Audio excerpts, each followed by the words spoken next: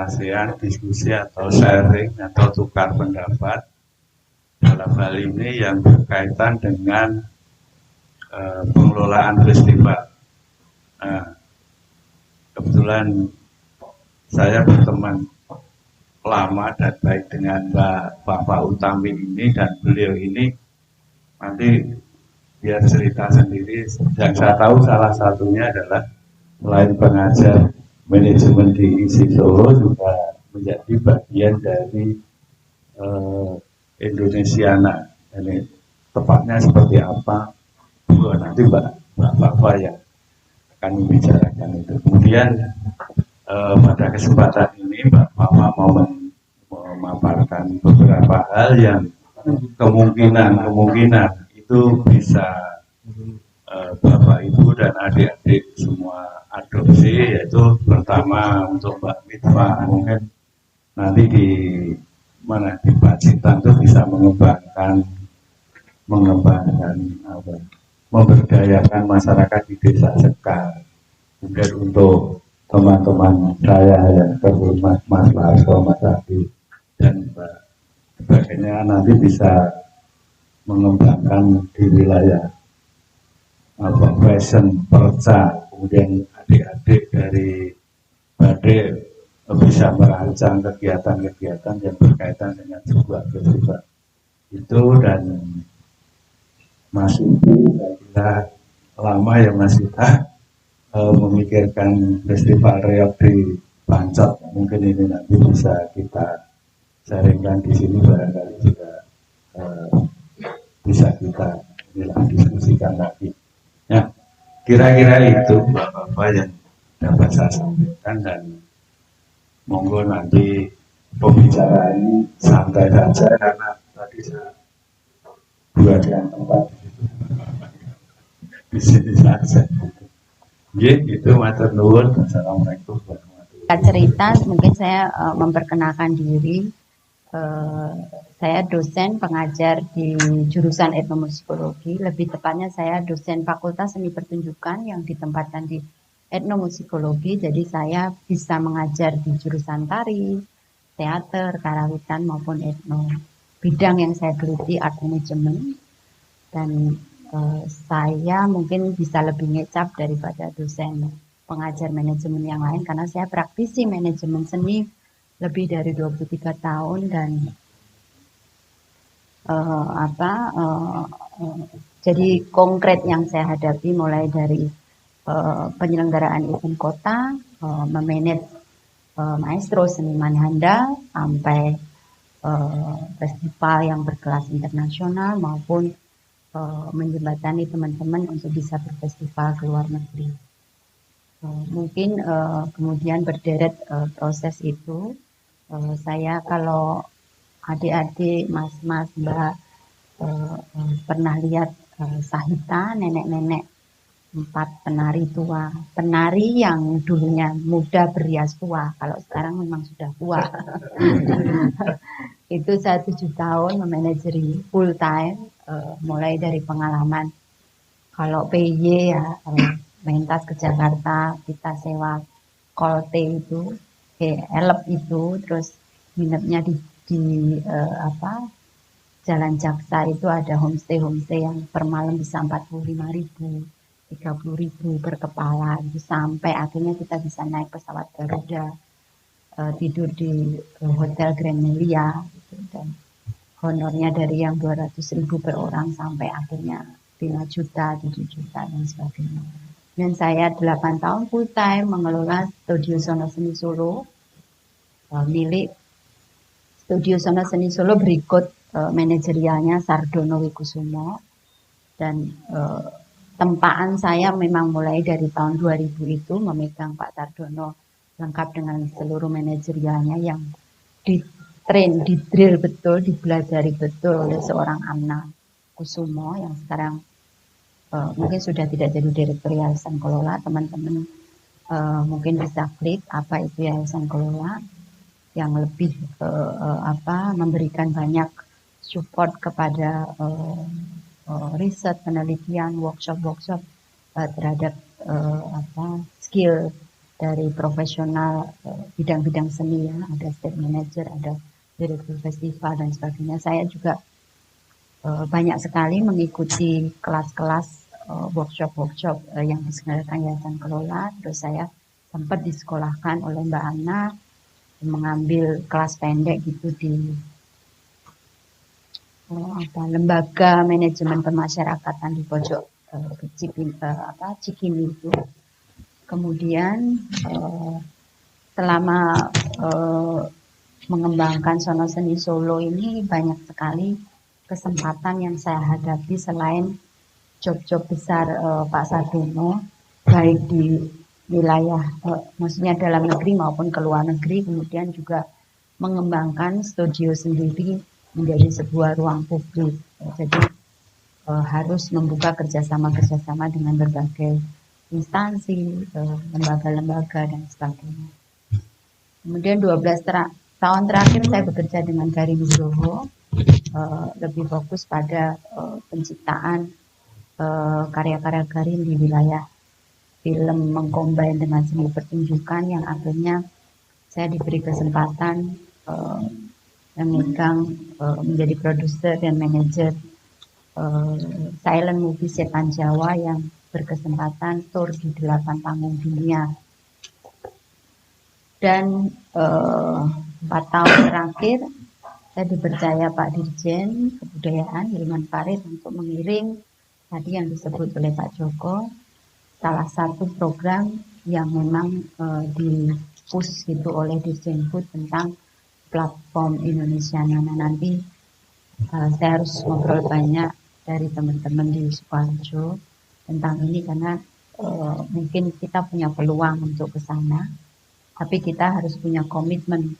Saya bisa merekomendasi. Sekarang tidak ada pitching, kita tidak mengundang atau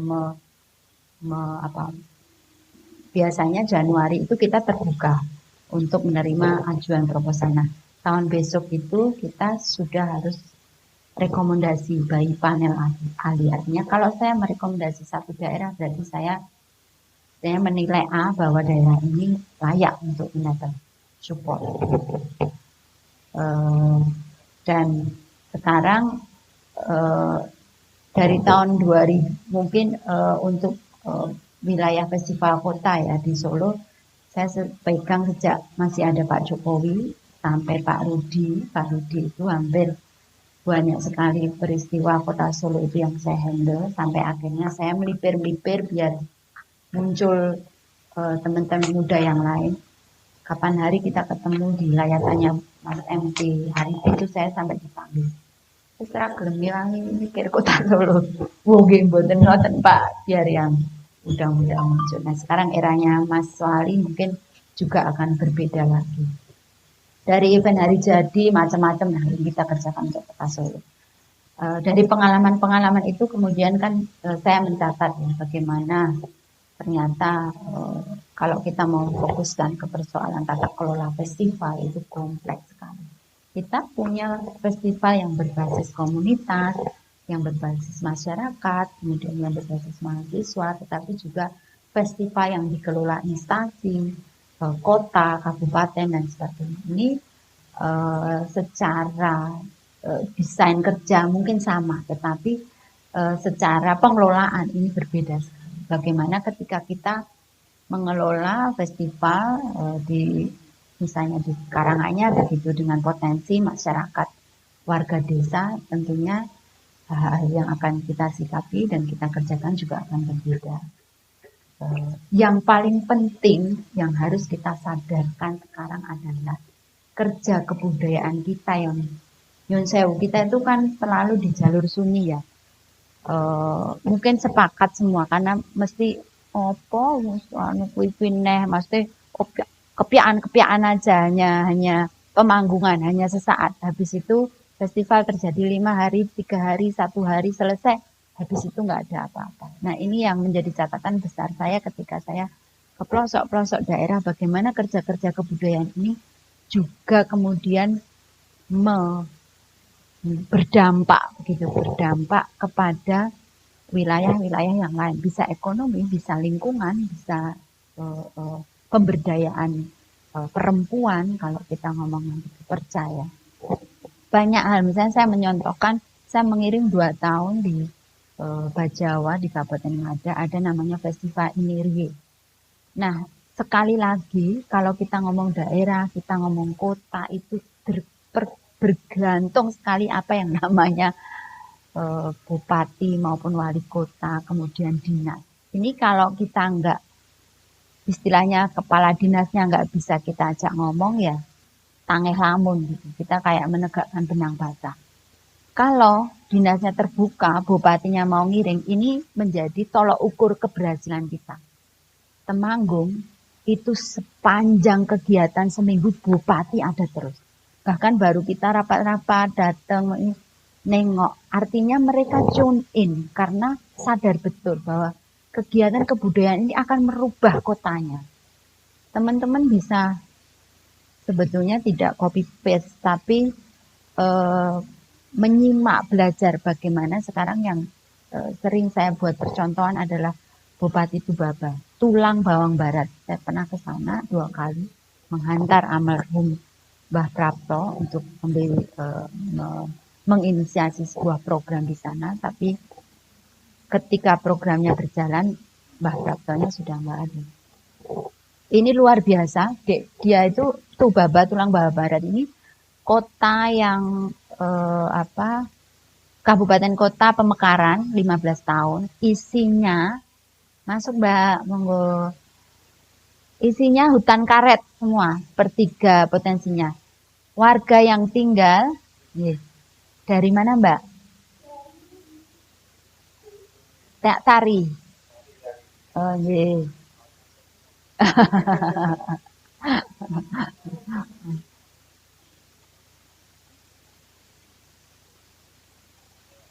Ya, Tulang Bawang Barat ya. Nanti diklik Mas Larso bisa membrowsingnya. Kekayaannya hanya ada hutan karet. Saya turun dari Bandar Lampung, lewat tol itu 4,5 jam. Kanan, kiri, sepanjang jalan 4,5 jam itu hanya karet dan pohon. Dia nggak punya potensi apapun. Kemudian warganya adalah semua hampir itu transmigran. Ada dari Bali, ada dari mayoritas Jawa. Si Bupati ini pengen menjadikan Tubaba baru. Jadi bukan lagi daerah minus, daerah transmigrasi, image-nya yang begitu-begitu. Dan heroiknya memang banyak sekali pakar yang dia undang, dari arsitektur, dari tata kota, sejarah dan sebagainya. Pokoknya jadi mainnya begini. Kamu mau nggak diskusi ke Tubaba, tak pesawati, hotelnya ada, tapi kita nggak bisa honorin. Kan kita piknik. Saya piknik ke Tubaba 2 kali, tapi saya nggak berongkos gitu. Saya bisa melihat kondisi Tulang Bawang Barat. Dia punya masjid yang menjadi kontroversi dunia, diklik ya. Masjid Tulang Bawang Barat yang tidak ada kubahnya. Dia hanya segi 4 berdiri, tetapi ada 99 lubang yang ketika matahari terbit bisa masuk ke lubang-lubang itu, menembus, yang menjadikan siluet sangat indah sekali. By arsitek Andra Manik. Itu menjadi kontroversi diskusi yang tiada akhir, baik tentang di ranah Islamnya maupun di ranah arsitekturnya. Dan itu menjadi ikon yang sangat luar biasa. Dia bangun, kemudian si bupati ini mestinya bukan bupati ya, dia seniman lebih. Karena kemudian di halaman masjid itu dia bikin kolam. Kalau teman-teman pernah lihat studionya Nyoman Nuarte yang penuh dengan batu-batu, nah dia boyong batu-batu itu dari luar pulau untuk diberdirikan di taman masjid itu. Di belakang taman masjid itu dia bikin hotel di mana saya menginap, lebih tepatnya homestay, tetapi di sekeliling saya menginap ini udah karet. Jadi soundscape-nya kayak gini. Enak banget buat kerja. Ada kok. Di sini garengpong karo. Udah sama, Pak. Keren banget, sangat natural, kemudian memang dia tidak Bupati itu kemana-mana naik sepeda. Dari rumah dinas buat meeting jadi memang fasilitas ada 14 homestay yang dia dirikan itu untuk mengundang para ahli itu. Jadi dia tidak berkos lagi untuk mengeluarkan dana buat nginep ke hotel dan sebagainya. 2 tahun terakhir yang saya simak dia mendirikan sekolah seni Tubaba. Jadi saat saya berkunjung ke sana ada kawasan hutan karet yang dia buka, dia kasih nama Uluwanugi. Sekarang sudah ada 5 bangunan khas Tubaba dan dia ambil dari beberapa pengembangan rumah adat, misalnya dari mana? Yang Kampung Naga itu apa ya? Kampung Naga Baduy. Dia copy paste rumah Baduy tapi sudah di desain gitu. Dia nodong Yori Antar buat mendesain ininya. Dia nodong seniman siapa untuk jadi main todong tapi by the way semua yang dilibatkan ini orang-orang tokoh-tokoh ini happy semua. Misalnya apa adanya ketela. Oh kita datangkan Helianti Hilman, pakar gastronomi, pakar ahli pangan yang dia punya perusahaan namanya Javara, dia ekspor produk-produk lokal pangan ke 40 negara.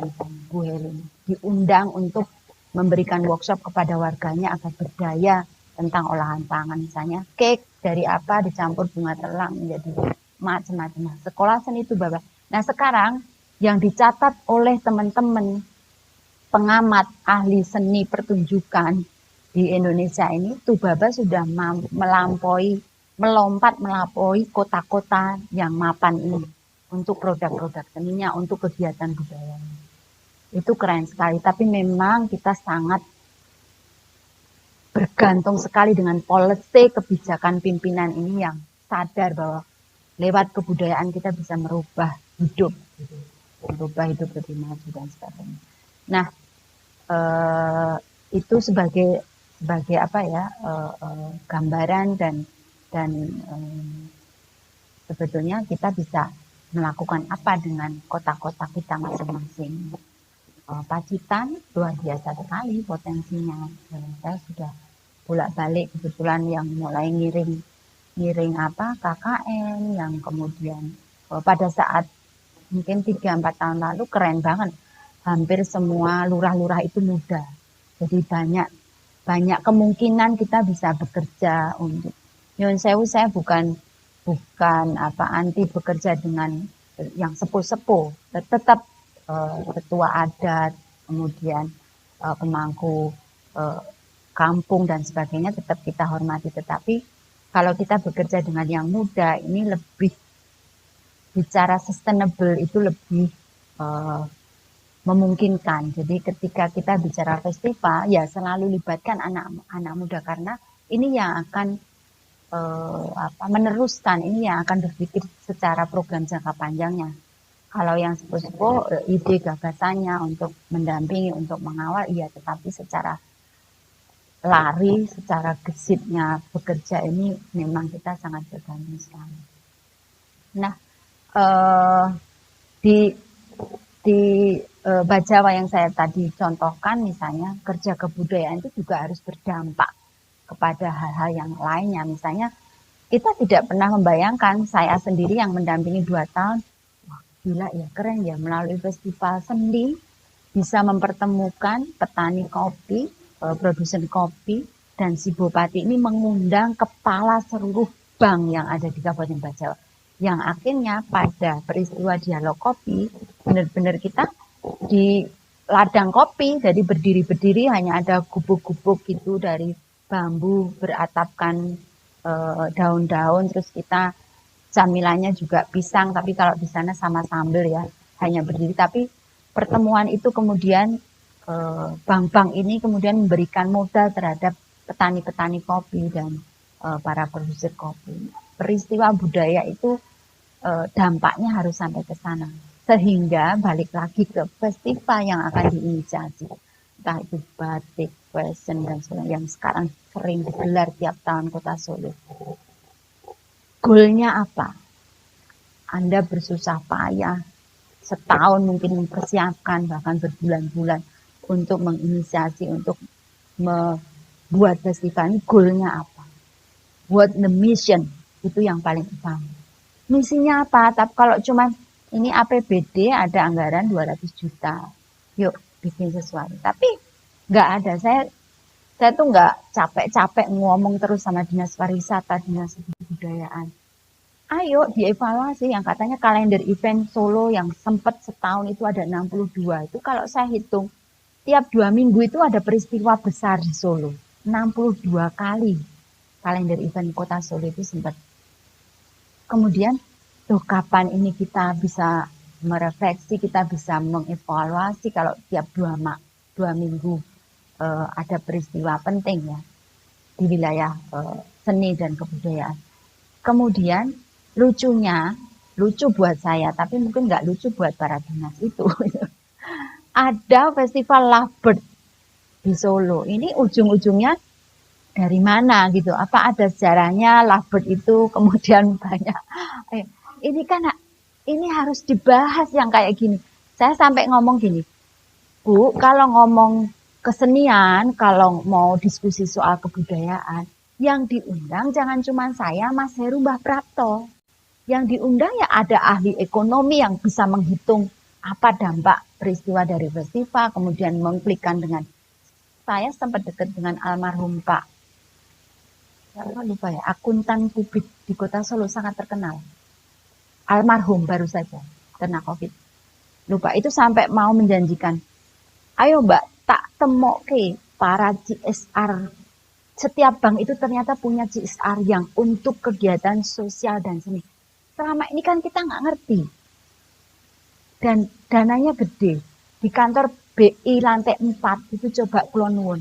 Ada namanya, saya lupa singkatannya, pengawas perbankan kayaknya se-Jawa Tengah itu di lantai 4 BI. Itu dananya gede. Kan Bank Jateng aja dananya gede loh untuk support kegiatan-kegiatan peristiwa budaya. Cuman kan selalu yang ditanya kalau dengan bank kan dilihat berapa ribu orang akan melibatkan itu karena berdampak pada efek hitung-hitungan banknya misalnya. Kalau kita menggelar peristiwa pop gitu, misalnya mendatangkan pamungkas gitu jelas karena dia ada gerai berapa orang yang akan buka kredit card, berapa orang yang akan membuka rekening melalui bank BNI atau apa. Nah, kita juga harus mencoba mentraskan ini bahwa ini juga bukan kita kerjakan di wilayah tradisi ini. Bukan berarti Bapak Ibu hanya bisa mensupport yang pop yang bisa dilihat oleh ribuan orang dan sebagainya. Nah, dampak-dampak ini yang tadi saya singgung Bupati Temanggung itu luar biasa misalnya dan sekarang bukan hanya di 2 kementerian ya Mas untuk kita bisa mengetuk pintu persoalan supporting anggaran pada program-program kebudayaan Kementerian Kebudayaan, kemudian ada Kementerian Pariwisata. Kalau pariwisata itu gampangannya gini, untuk publikasi, untuk yang terlihat, untuk promosi. Nah ini wilayahnya pariwisata. Nah di kebudayaan ini coba klik ada 5 direktorat itu juga punya tupoksi masing-masing. Kalau kamu mau gelar seminar, workshop ini wilayahnya PTLK, pelatihan sumber daya kebudayaan. Kalau ada sekarang lagi ngehit banget, saya dapat bocoran anggarannya sama Mas Menteri ditambah sampai 380 M. Direktorat Film, Musik, dan Media Baru.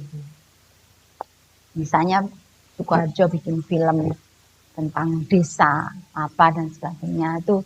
Jadi kita memang harus tahu pintu kita kemana, juga harus tahu itu tuh peluangnya apa. Jangan juga bisa salah langkah. Sekarang ada Kemendes, Kementerian Desa itu dananya juga gede. Kemarin mengiring Temanggung itu juga dapat 200 juta hanya saya bilang untuk mempertemukan petani kopi di Papringan yang sudah diinisiasi lebih dulu oleh Mas Iman, apa itu namanya,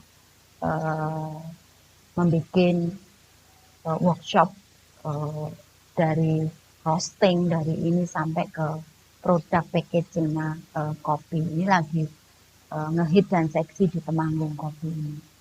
Nah, tapi ada komitmen-komitmen tadi loh. Kita memang, saya kadang-kadang juga misalnya dengan kota Solo sudah berdarah-darah kita mengiring Internasional Gamelan Festival ini jadi sedih curhat. Karena saya banyak tamparan dari kanan kiri dari macam-macam karena katanya anggarannya gede. Tapi kan mereka yang mengkritik-kritik tidak tahu bahwa anggaran itu tidak lewat panitia semua, yang lewat panitia APBD Kota Solo 1M itu turun di kita 820 juta. Nah yang dari pusat itu kan mereka pihak ketiga lelang semua. 7 hotel yang di booking untuk peristiwa Indonesian International Gamelan Festival itu tidak lewat panitia, itu lewatnya pihak ketiga, kementerian dengan pihak ketiga. Kemudian seluruh fasilitas transport, bahkan catering yang untuk memberi makan seluruh pendukung dari 19 negara waktu itu kita datang. Tahun berikutnya, Pak ini gimana IGF mau diadakan lagi enggak? Ya kota udah sepertinya nggak butuh itu gitu. Ini rasanya capek sekali kita. Belum gitu tahun berikutnya lagi dinasnya udah ganti. Kita harus mempelajari lagi dari nol. Pak ini loh Pak, itu capek luar biasa. Itu aduh itu nggak tahu kemarin juga saya kan 5 hari yang lalu dipanggil Pak Dirjen. Ya curhat saya sampai gitu kalau problem di lapangan itu seperti ini dan kita yang menjadi ujung tombak itu rasanya ya harus minteri lagi karena mindset kita merubah mindset itu luar biasa susah. Nah nanti mungkin lebih konkret bicara misalnya teman-teman yang di batik mau menginisiasi festival batik, ayo kita bisa nunjukkan bukan hanya di wilayah kampus, tapi kita harus berani keluar agar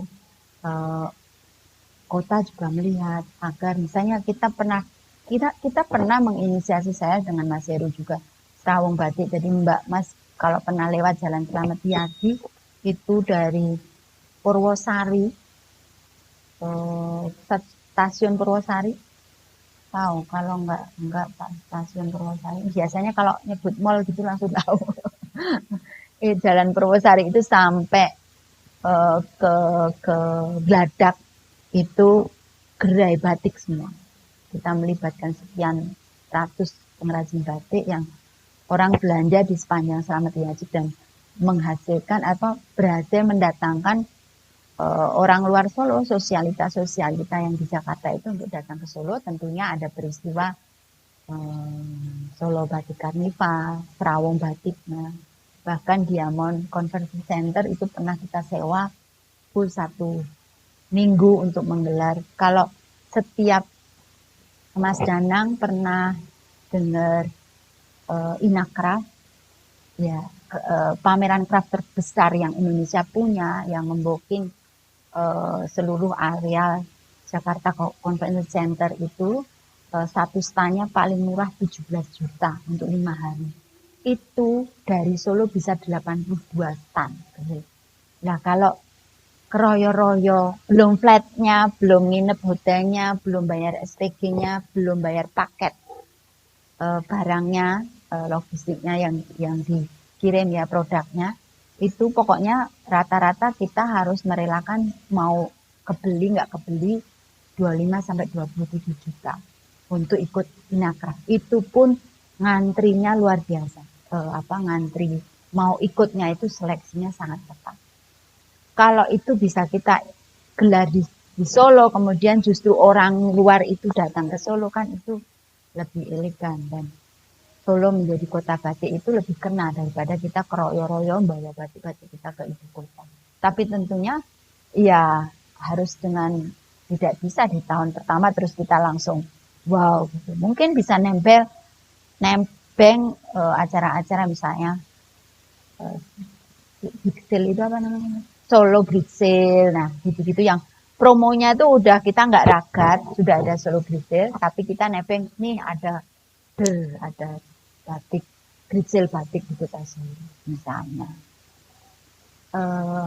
Tadi balik misalnya mumpung bupatimu muda Mbak di Pacitan itu eh, apalagi ini ya masih punya pengaruh di SBY pasti saya lihat tapi adem-adem ayem aja selama Mas Aji menjabat ini tidak ada satu gebrakan yang kebetulan aja kemarin saya mengiring PKN bisa memberi peluang pelem ya si Rontek untuk ikut menjadi bagian dari peristiwa PKN.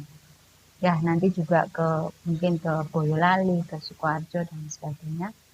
Lebih banyak kita diskusi, mungkin juga Mas Mbak semua punya pengalaman-pengalaman yang bisa di-share di siang hari ini. Terima kasih Pak Joko.